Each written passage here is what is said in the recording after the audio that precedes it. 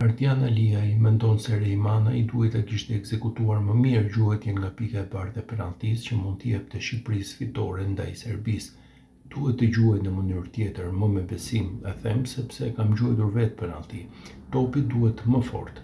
0-0 ndeshja, duhet gol, është ekzekutimi, momenti më i mirë i lojës. I thash Erionit 1-0, mbaroi loja. Të jemi sinqert, nuk është manej në pikpyetje, por është një moment delikat i ndeshjes.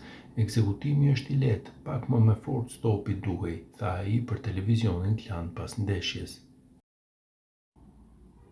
Shqipëria pati mundësinë artë të zhbllonte shifrat në fundin e pjesës së parë kundër Serbisë. Elsej Thysa i fitoi penallti, por Reimana i gaboi në gjuhetjen e tij pasi u ndal nga portieri serb.